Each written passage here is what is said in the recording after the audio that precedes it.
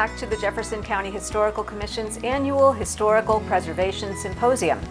We hope you enjoyed our first presentation on bootleggers and moonshiners. And now, from whiskey served at roadhouses, we turn to the history of the creation of one of Jefferson County's most iconic roads, the Lookout Mountain Road. In the next presentation, we will hear from Andrea Keppers, who will tell us about Cement Bill Williams and how he envisioned and built what was then called the Lariat Loop Trail and now known as the Lookout Mountain Road. Andrea is an education specialist with Jefferson County Open Space and is the curator for the Hiwan Homestead Museum. Over to you, Andrea. Hello, my name is Andrea Keppers. I'm an education specialist with Jefferson County Open Space and also the curator of the Hiwan Museum, which is where we're standing today. I'm going to talk to you this morning about Cement Bill Williams and the building of the Lookout Mountain Road.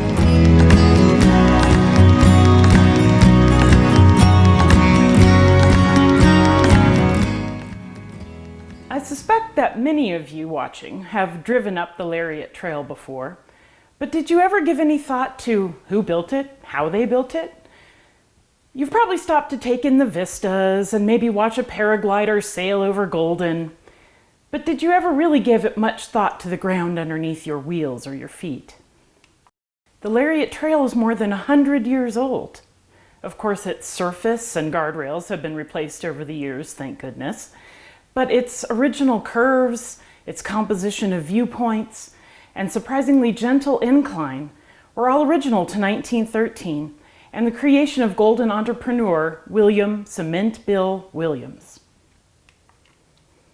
As his name indicates, Cement Bill was known for his expertise in all things concrete. He was a self-made man, working his way from smelter operator and miner to entrepreneur and business owner. He was quite the character, known to drink and cuss. After all, he came to Golden via Deadwood, South Dakota. But he was always quick to help. He worked every day of his life until the last. Literally, the last day of his life, he was working and passed away peacefully in his sleep. William Williams arrived in Golden in 1901 and worked as a blast furnace operator in the Golden smelter. But quickly, he saw an opportunity. The city of Golden had virtually no sidewalks, and he saw it as his duty to pave the streets of Golden. He was always looking for new opportunities, and when he saw the lack of sidewalks, he decided to become an independent cement contractor. This was also when he began going by Cement Bill. There was another William Williams in town who also was married to a woman named Nellie, and they kept receiving each other's mail and phone bills, so he decided to give himself the middle name Cement. He put it on all of his professional correspondence, all of his business signs, and he came to be known as Cement Bill. Cement Bill had a knack for recognizing trends and capitalizing on them. He was always looking out for the betterment of Golden and his own businesses, which is how he got involved with the Lookout Mountain Road. Around 1911, two things happened that sparked Bill's entrepreneurial spirit. First, rail service from Denver to Idaho Springs was cut in half, and the residents of Idaho Springs and Clear Creek County began clamoring for an automobile road to receive goods and services. Second, the city of Denver was starting to buy foothills acreage to develop their new mountain park system. There was already a park and resort on top of Lookout Mountain, owned by a British entrepreneur named Reese Vidler. He was another colorful character in Golden's history. He built a funicular railway up to the top of Lookout Mountain from Golden below, and he would get people from Golden and beyond to his resort at the top of the mountains, where he promised views so sublime and awe-inspiring that man realizes his insignificance in the presence of such wondrous works of nature. He also tried to sell tourists lots from his real estate office located adjacent to the terminal stop of the funicular railway. Vidler contracted with the city of Denver to give them 60 acres near his resort, with the savvy understanding that he would benefit from the road they planned to build to their new park, and that no competing developer could build on the adjacent land. When considering the new road, Colorado State and Denver officials thought that the best route was up Mount Vernon Canyon, where I-70 goes now. But Cement Bill and Reese Fiddler realized that that road would bypass Golden entirely and they would miss out on all the tourist and business traffic.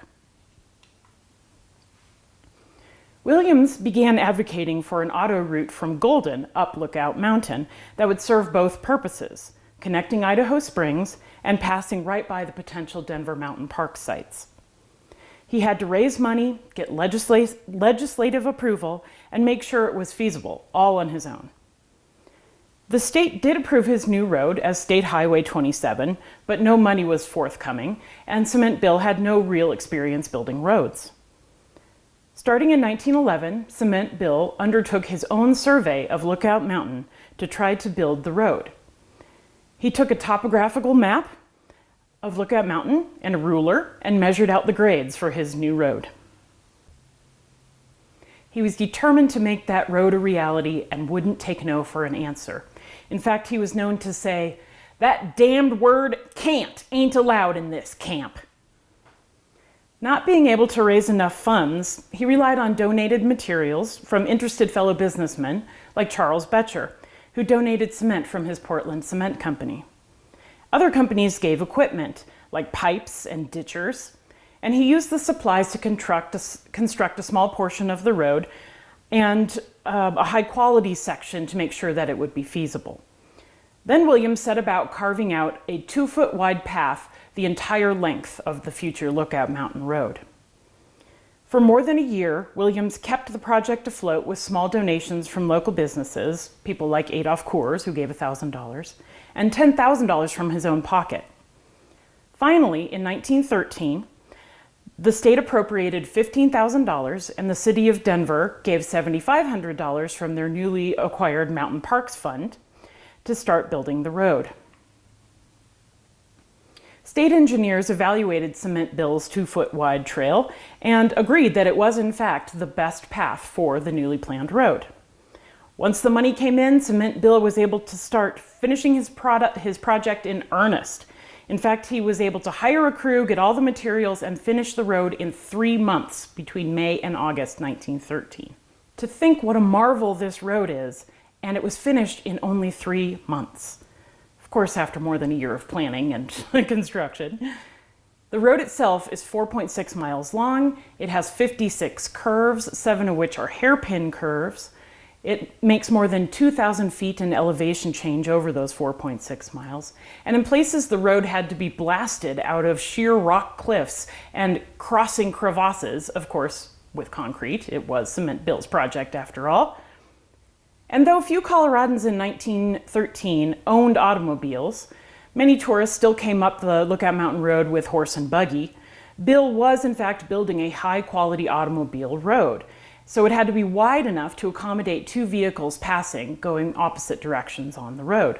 Some critics saw this as a waste of money and space and didn't understand the necessity for this safety feature in the road. But Bill was always ahead of the trend and was aware of the potential for automobiles to bring business to Golden and beyond. Denver's first mountain park opened in 1913, Genesee Mountain. And the city began promoting Lookout Mountain Drive immediately, chartering sightseeing cars and printing brochures and running cars and buses out of the city of Denver over the Lookout Mountain Road. The city of Denver printed brochures like this that attracted people from far and wide to the Lookout Mountain Drive. They also built a rest stop halfway up Lookout Mountain with a spring house, a shaded picnic area, and a little area where people could get a refreshing drink of spring water. And also, water was needed for all the automobiles going up and down Lookout Mountain Road. The rustic, thatched-roofed spring house was built by the city of Denver on the site of a natural spring and provided much-needed shade and water for thirsty tourists. Unfortunately, the structure is all but destroyed now, and the spring has long run dry, much to the chagrin of cyclists climbing up Lookout Mountain today. Not one to let a business opportunity slip by, Williams himself opened a tourist automobile company and took people over Lookout Mountain Drive all the way from Denver to Idaho Springs.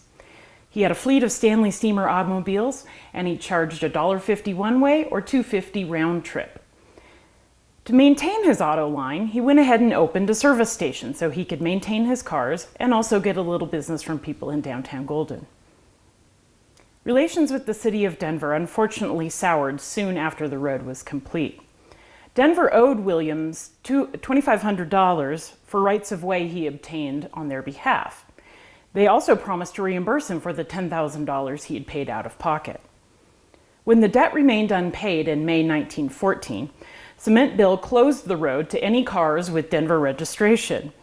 The start of the road base on the bottom of Lookout Mountain happened to cross Cement Bill's private property, so he stretched a train across the entrance to the road and wouldn't let anyone with Denver plates come across. Anyone else was free and welcome to go. He became kind of a toll gate operator, and he told people arriving from Denver the explanation, "You can't pass until the city pays me what it owes me." Cement Bill was finally paid in autumn of 1914, and the road was reopened to all. Thankfully for the city of Denver, because they continued to develop all the tourist attractions along the Lookout Mountain Road. Lookout Mountain Park was opened in 1915, and more cars came through. Reese Vidler's funicular was rendered all but obsolete and closed for business in 1916. And when Buffalo Bill was buried on Lookout Mountain in 1917, 20,000 cars paraded up the road that day to witness his burial. In an interesting connection, Cement Bill Williams hired workers from Buffalo Bill's Wild West show in August 1913 when they were laid off and stuck around in Denver waiting for some legal troubles to be resolved.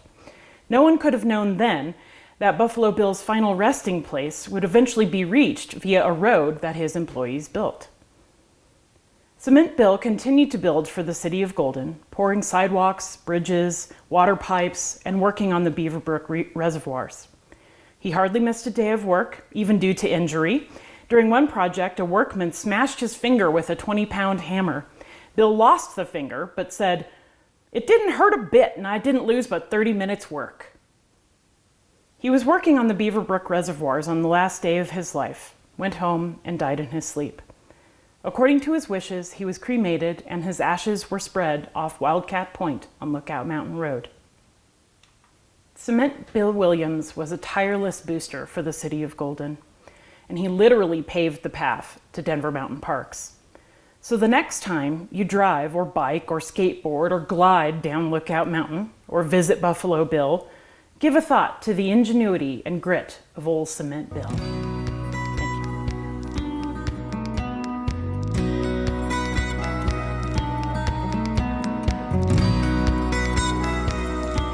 Now, to whet your appetite for your own tourist adventure, here's a look at what the Lookout Mountain Road or Lariat Trail looks like today.